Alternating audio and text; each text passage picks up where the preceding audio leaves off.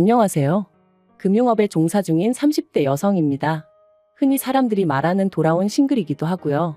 솔직히 이유가 어찌됐건 이혼했다고 하면 사람들이 좋게 봐주지는 않잖아요. 그래서 사실 얼마 전까지도 가족과 가까운 지인들을 제외하곤 누가 먼저 물어보지 않는 한 이혼했다고 말하고 다니진 않았거든요. 그런데 이제 새해도 밝았겠다 제 스스로 좀 떳떳해지고 싶더라고요. 그래서 일단은 이렇게 익명의 힘을 빌려 제가 왜 이혼하게 된 건지 이야기를 해볼까 합니다. 남편을 처음 만난 건 자주 가던 카페에서였어요. 좀 더 구체적으로 말하자면 저희 회사 근처에 개인이 하는 작은 카페였죠. 그런데 바로 옆에 대기업 프랜차이즈 카페가 있다 보니 솔직히 장사가 잘 되진 않았던 것 같아요. 프랜차이즈보다 맛이 월등히 좋은 것도 아니었고 그렇다고 가격이 아주 저렴한 것도 아니었으니까요. 하지만 그럼에도 불구하고 제가 그 카페를 자주 찾았던 건 카페에서 흘러나오는 음악이 정말 제 취향이었어요. 그래서 남들 다 가는 프랜차이즈가 아니라 늘 그 카페를 찾게 되었죠. 그리고 그러다 우연히 카페 주인하고 몇 마디 대화를 나누게 되었는데 알고 보니 저랑 같은 대학교를 나왔더라고요. 물론 대학교에 사람이 한둘도 아니고 나이 차이도 5살이나 나다 보니 겹치는 지인은 없었지만 그래도 그날의 대화를 계기로 조금씩 가까워지게 되었는데 눈치채셨겠지만 그 카페 주인이 훗날 제 남편이 되었네요. 남편과의 연애는 보통이었어요. 무슨 말이냐 하면 서로 맞는 부분도 있었고 안 맞는 부분도 있었고 그런데 그거야 다른 사람들도 마찬가지잖아요? 그래서 특별히 개의치는 않았습니다. 다만 저는 결혼을 하는 건 좀 신중히 하고 싶었어요. 막말로 어차피 할 결혼 굳이 일찍 해야 하나 싶었거든요.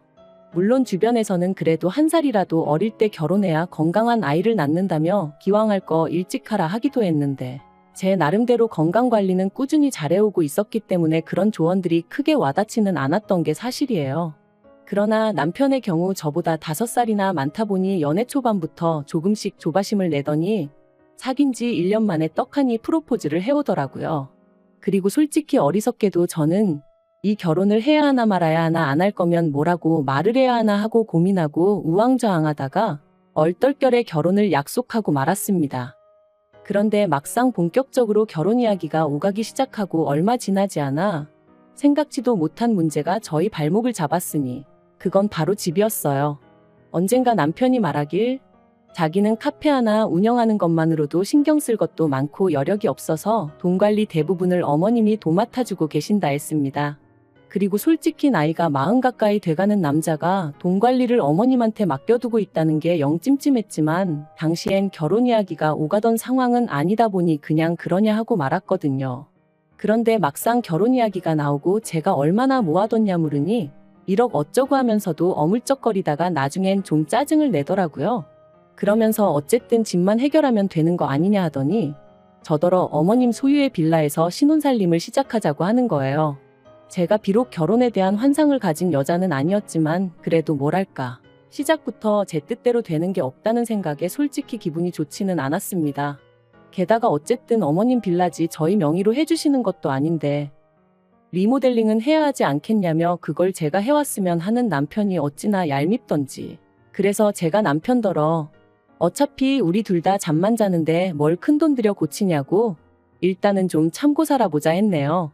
하지만 이 일로 어머님께선 걸핏하면 어디 가서 며느리가 몸만 시집왔다며 당신이나 괜히 받아줬지 다른 집 같았으면 벌써 내쫓았을 거다 뭐 그런 식으로 말씀을 하고 다니시더라고요. 어이없었죠. 리모델링만 안 했지 그래도 남들 해가는 건 그럭저럭 다 해갔는데 그러셨으니까요. 게다가 결혼식을 올리고서야 알게 된 충격적인 사실은 남편이 그간 모아두었던 돈이 신우가 결혼하는데 쓰였다는 거였어요. 어디서부터 어떻게 설명을 해야 하나 싶은데 일단 남편에게는 저와는 동갑인 하나뿐인 여동생, 그러니까 저에게는 하나뿐인 신우가 있습니다. 그리고 제가 남편과 연애하던 당시 신우 또한 연애 중이라는 걸 남편에게 들어서 알고는 있었어요. 하지만 그런 신우가 저희보다 일찍이 결혼을 하게 될 줄은 몰랐는데 혼전 임신으로 급하게 식을 올리더라고요. 스몰 웨딩이니 뭐니 하면서 정말 임신 소식 듣고 결혼까지 2달도 안 걸렸던 것 같아요.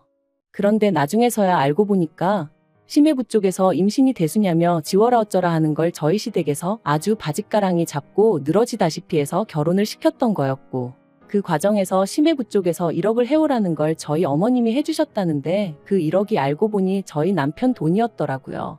정말이지 이 모든 걸 제가 결혼식 하루 전에라도 알았다면 남편하고 결혼하는 일은 없었을 거예요.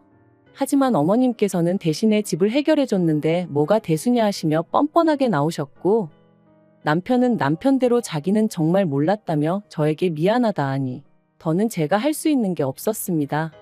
그리고 이건 정말 아무에게도 말하지 않았던 건데 변호사를 만나보니 제 경우는 사기 결혼도 아니고 그래서 혼인무효도 안 될 거라고 했었거든요. 그러니 정말 분통 터지더라고요. 아무튼 그 사실을 알고 나서는 신우고 어머님이고 솔직히 누구 하나 제 눈에 곱게 보일 리가 없었죠. 하다못해 둘 중 한 사람이라도 상황이 그래서 그럴 수밖에 없었다. 미안하다 했으면 모르겠는데 그런 말 한마디 건네는 사람도 없었고요. 그래서 저 나름대로 시댁과는 거리를 두고 지냈습니다. 남편도 사정을 다 알고 있었으니 그런 저에게 서운하네 어쩌네 말하지 못했거든요. 그래서 때로는 중간에서 이도저도 못하는 남편을 보고 있으면 좀 짠할 때도 있긴 했는데 그래도 그건 그거고 마음이 도통 풀리지가 않으니 저도 어쩔 수가 없었답니다. 그런데 그런 와중에 신우가 유산을 했어요. 결혼식 올리고 혼인신고하기가 무섭게 말이죠. 임신 8개월 차였는데 유산이라니. 어머님은 이게 다 심해부 쪽에서 하도 신우를 잡아대서 이렇게 된 거라며 내 딸 인생 책임지라고 난리가 나셨고 심해부 쪽에서는 애 때문에 억지로 결혼을 허락했는데 평소에도 하고 다니는 꼬라지가 마음에 안 들더니 기어이 애 하나를 못 지켜서 이 사단을 내느냐며 신우 탓을 하는 모양이었습니다. 그리고 급기야 신우의 유산은 양가 어른들의 싸움으로 번지면서 저희 시부모님은 심해부 쪽 식구들을 고소를 한다고 드셨고 이 일로 신우와 심해부의 사이도 빠르게 틀어지더라고요. 물론 신우가 저를 붙잡고 이야기를 해준 것은 아니고 저도 남편을 통해 들었다 보니 솔직히 정확히 어떻게 상황이 흘러갔는지 다는 알지 못하지만 제3자라면 제3자인 제가 보기엔 어쨌든 신우가 제일 힘들 텐데 정작 신우 힘든 건 제대로 신경 써주는 사람이 하나도 없는 것 같아서 평소에 신우에 대해 제가 가지고 있던 감정과는 별개로 연민이 다 느껴지더라니까요. 아무튼 결국 신우는 결혼한 지 꼬박 1년 만에 이혼을 했습니다. 정확히는 모르지만 결국 유산의 원인이 신우한테 있다는 식으로 상황이 흘러가 시집갈 때 가져간 저희 남편 돈 1억도 온데간데 없이 빈몸으로 쫓겨나듯 나왔지요. 하지만 불쌍한 마음을 가진 제 스스로가 한심하게 느껴졌던 건 이혼한 지 정확히 반년 만에 신우가 웬 남자랑 다시 살림을 차렸다는 거예요. 저희 남편보다도 10살이나 많은 남자였는데 자기의 아픈 상처까지 이해해주는 사람이니 어쩌니 하더니 그 남자랑 같이 살기로 했다나요? 아버님은 당신 딸인데도 불구하고 미친 X라며 정신 차리라 욕을 하셨지만 어머님은 그래 너만 행복하면 됐다는 식이셨어요. 남편도 지가 좋다는데 누가 말리겠냐 하면서 알아서 하게 내버려두란 식이었고요. 아무튼 온 집안을 쑥대밭을 만들어 놓고 신우가 그 남자가 사는 아파트로 들어가게 되었는데 알고 보니 저희 친정아버지가 경비원으로 일하시는 아파트였습니다. 신우가 자기 남자친구 아파트가 어떻고 저떻고 하는데 너무나 낯익어 물어본 게 화근이었어요. 옆에 있던 남편이 먼저 거기 장인어른이 계시는데 아니냐며 저에게 물었고 저는 원래 거짓말을 잘하지도 못하고 감정을 숨기지도 못하는 사람이다 보니 맞다고 순순히 대답해버렸죠. 그리고 사실 친정아버지께서 경비원으로 일하고 계시다는 사실이 저에게는 그다지 부끄럽다거나 숨기고 싶은 일도 아니었고요.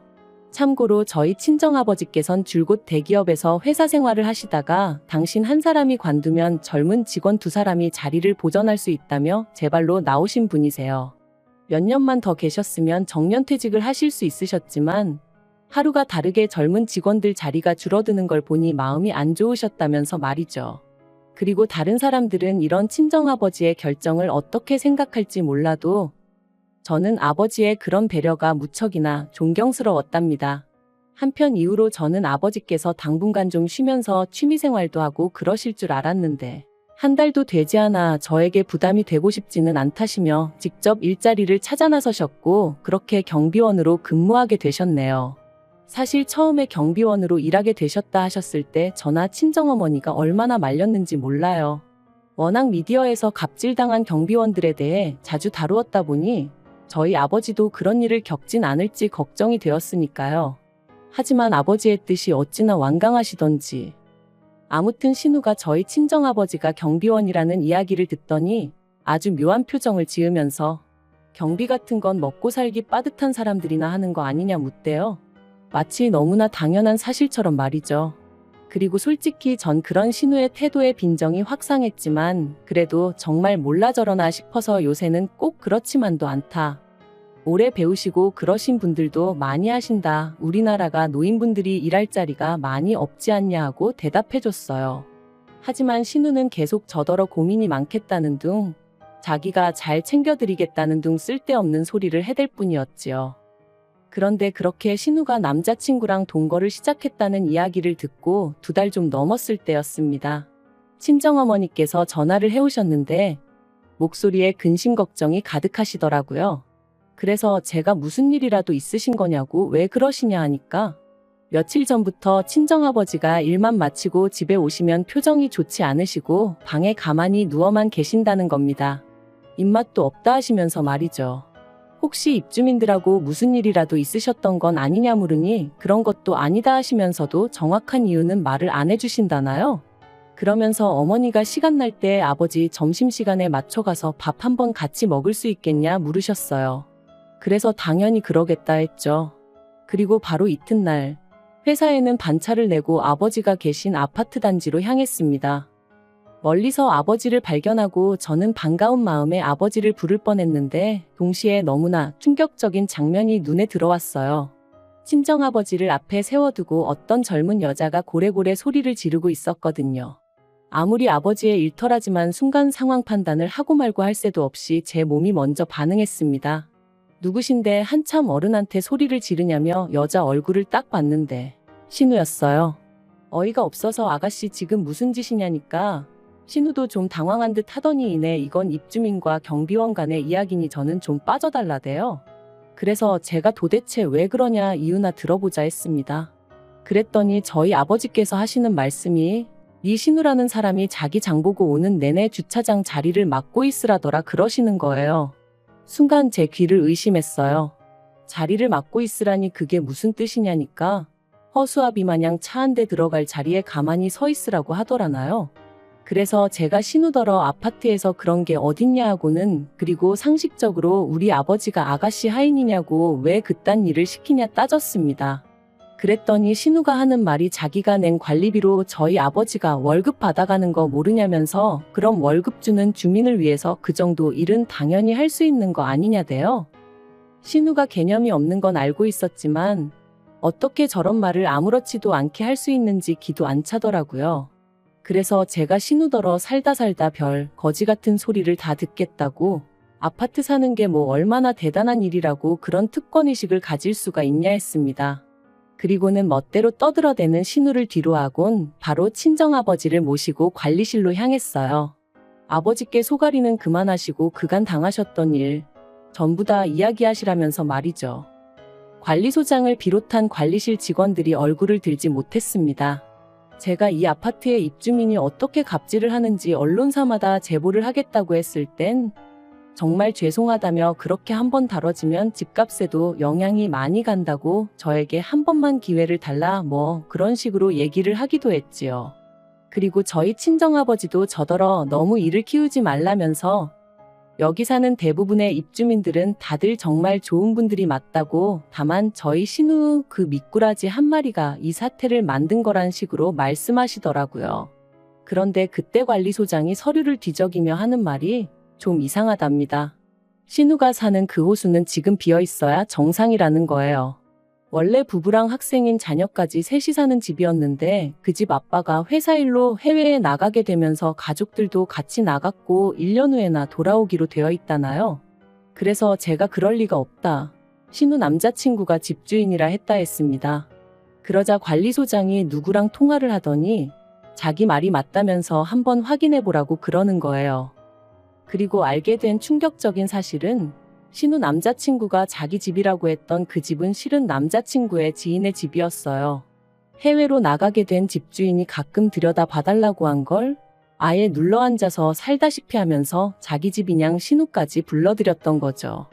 그리고 신우는 그런 사실도 모르고 자기 남자친구가 아파트가 인내어쩌네 하면서 김칫국을 마신 거고요. 게다가 그뿐만이 아니었습니다. 신우 남자친구가 알고 보니 유부남이었거든요. 그래서 평일이고 주말이고 외박이 잦았는데 그것도 신우는 자기 남자친구가 얼마나 능력이 있어서 출장이 잦은 줄 알았다나요? 나이를 도대체 어디로 먹었길래 그렇게 말하는 대로 고지곳대로 믿은 건지. 정말 남자의 눈이 멀면 이럴 수도 있는 건가 싶을 지경이었죠. 한편 이후로 아파트에서 원래 집주인 쪽에 연락해 상황을 설명했고 그 집주인이 신우 남자친구에게 뭐라고 했는지는 몰라도 경찰까지 와서는 결국 그 남자친구라는 사람을 끌어냈다 들었습니다. 그리고 이런 시끄러운 상황을 신우 남자친구의 와이프도 알게 되면서 신우를 상간녀로 고소를 한 해 만에 또다시 집안이 쑥대밭이 되었죠. 그리고 저도 저대로 신우가 버젓이 사돈어른인 걸 알면서도 저희 친정아버지에게 그따위로 행동했다는 걸 그냥 넘어갈 수는 없었기에 시부모님께 일단 말씀을 드렸습니다.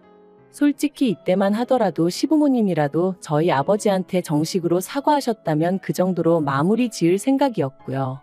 하지만 결론부터 말하자면 그 부모의 그 딸이라는 말이 딱이었어요. 어머님께서는 신우가 말투가 원래 좀 톡톡 쏘는 말투라 그런 거지 절대로 저희 아버지를 무시한 건 아니었을 거라며 마치 저희 아버지가 자격지심으로 오해를 했단 식으로 말씀하셨으니까요. 뿐만 아니라 저희 아버지가 좀 참아줬으면 자기 딸이 지금 이런 일을 겪을 리가 있냐며 오히려 당신이 저희를 원망하고 싶다 하시는데 얼마나 황당하고 상종 못한다는 표현을 이럴 때 쓰는 건가 싶더라니까요. 게다가 남편마저 팔은 안으로 굽는다고 그런 어머님 편을 들며 저더러 야속하다 말했기에 제가 더는 못 살겠다 이쯤에서 헤어지자 했습니다. 하지만 이혼까지 이르는 과정이 쉽지만은 않았던 게 사실이에요.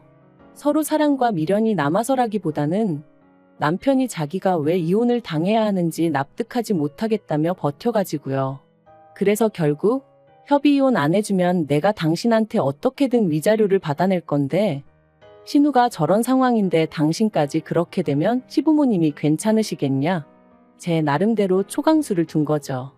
그랬더니 남편도 이리저리 따져봐도 자기가 뭐 할 수 있는 일이 없겠다 싶었는지 결국 알겠다 하대요. 한편 이후로 제가 건너 전해들은 소식은 상간녀 소송을 당한 신우 위자료를 물어주느라 남편이 카페를 정리했다는 이야기였어요. 사실 이혼한 이후로 여전히 오며 가며 눈에 띄는 그 카페가 아주 눈에 가시기도 했고 아는 사람들은 알다 보니 민망한 적이 한두 번이 아니었는데 정말이지 속으로 쾌재를 불렀답니다. 참 그리고 이혼하면서 비로소 알게 되었던 게 저희 살라고 내주셨던 어머님 빌라에도 대출이 얼마나 많이 걸려있던지 아무튼 이혼하는 내내 이 똥통에서 한시라도 빨리 빠져나가고 싶다는 생각뿐이었다니까요. 한편 친정아버지가 많이 미안해하시더라고요. 당신이 아무 일도 아닌 척 넘어갔더라면 제가 그래도 이렇게 이혼까지 했겠냐며 말이죠. 하지만 저는 그런 아버지께 절대 그런 생각 마시라고 모든 게 다시 제자리를 찾았을 뿐이라 말씀드렸어요. 남의 것을 탐낸 사람은 벌을 받는 게 맞고 믿음을 배신한 사람도 벌을 받는 게 당연한 거잖아요. 그리고 무엇보다 남을 함부로 무시하는 사람은 더 크게 어디 가서 당해봐야 정신을 차린다니까요. 아무튼 남편을 비롯한 시댁 식구들 인생이 앞으로 어떻게 될지는 모르겠고 자기들 팔자 자기들이 말아먹든 말든 제 알바는 아니지만 적어도 더 이상 남에게 상처 주는 일은 없었으면 좋겠습니다.